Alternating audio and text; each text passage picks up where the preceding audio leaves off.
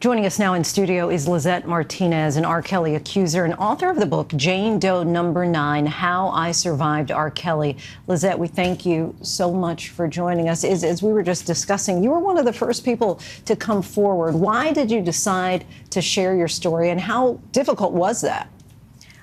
Well, I decided to share my story because I'm a mom and I have a daughter and a son. I have twins, but I heard the stories that were going around, like on BuzzFeed News. I read an article about Jahan the Pace and the parents that couldn't speak to their daughters. And I just felt like it was time for me to kind of like come out and say, this has been happening for so long. It's not anything new. And it took a lot to come out. I'm a very private person. And like I said, I'm a mom and I have my life. And I didn't know what coming out really was going to look like. But today, I don't regret it. And today, you were there in the courtroom when he was sentenced to 30 years. What was your reaction to that? Honestly, I cried. I just never thought that anyone was really going to care for us and our stories. It took so long, like 30 years he's been doing it. And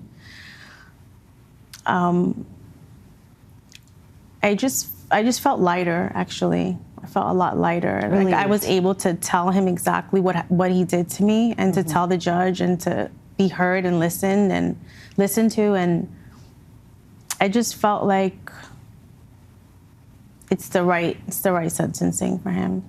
And I want to just read a portion of what you said in your victim impact statement today.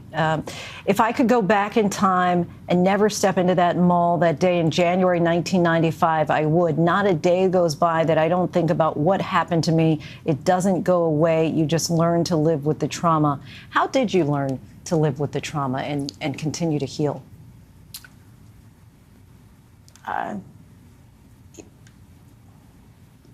I don't know if I just think that I just had to continue on. I had children young, and I don't know if I ever really dealt with the trauma. I think I put it away for years. And today I'm better. Today I feel better. But like I said, just because you're in a documentary and the credits, and everything looks like we're great and we're healed, we're not. We don't know when we're going to be completely healed from this. I just kind of learned to live with it. But you said it's something you think about every day. Yeah, because I was like, I had like a lot of dreams, and I was a good student, and I had like so many things that I wanted to achieve, and I didn't. And you feel he took that away from you? I feel like he took it away. He definitely took it away from me. And after that experience, I kind of like gave up. I didn't want to even pursue anything. I just depression started for me, anxiety. And I just feel like if I never walked in that mall, my life would have turned out differently. Yeah, so take us to that moment. You were 17, you're at the mall, you're an aspiring singer, and R. Kelly's bodyguard gives you his phone number, or what happened? Yeah, I was just walking in the mall with my friends, and I noticed him because I was in an R&B group at the time, and we loved Aaliyah. I still love Aaliyah. And he had a concert like a year before, and we went to the concert. So I recognized him, but not to see him, to see Aaliyah, but she didn't perform.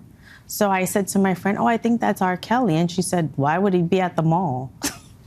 And I was like, no, I think that's him. But it was just me talking to my friend. And then he just turned around and came up to us. He knew you were just 17.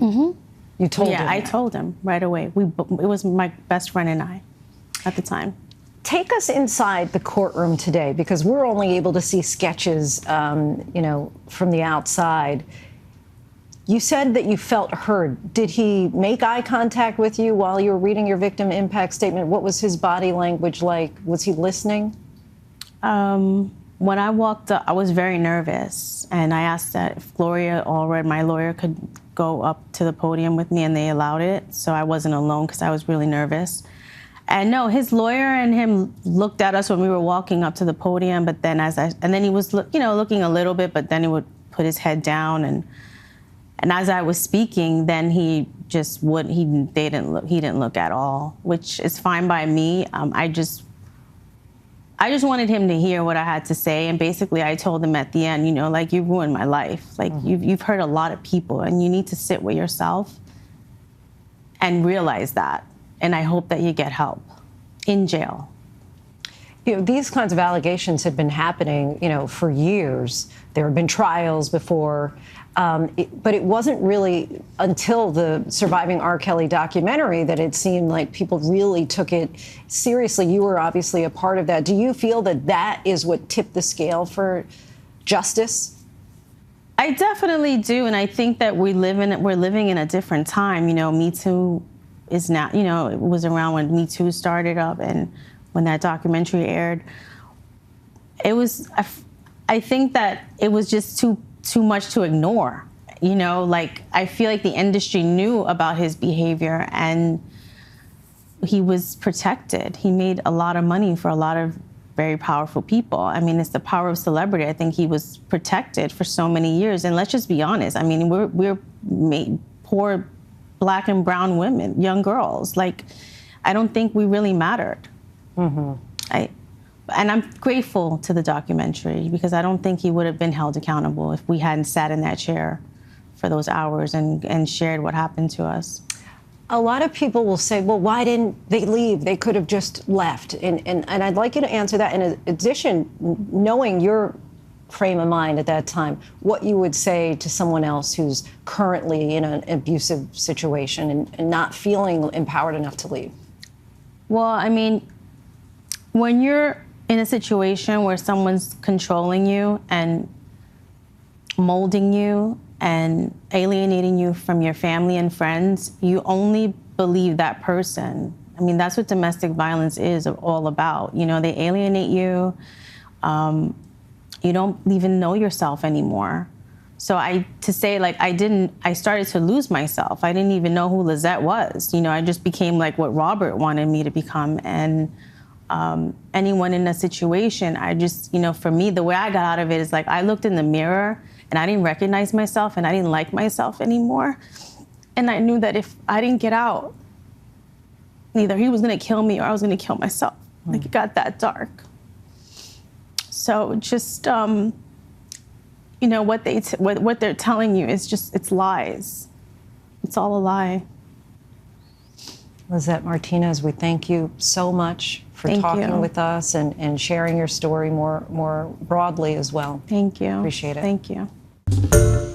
Hi, everyone. George Stephanopoulos here. Thanks for checking out the ABC News YouTube channel. If you'd like to get more videos, show highlights, and watch live event coverage, click on the right over here to subscribe to our channel. And don't forget to download the ABC News app for breaking news alerts. Thanks for watching.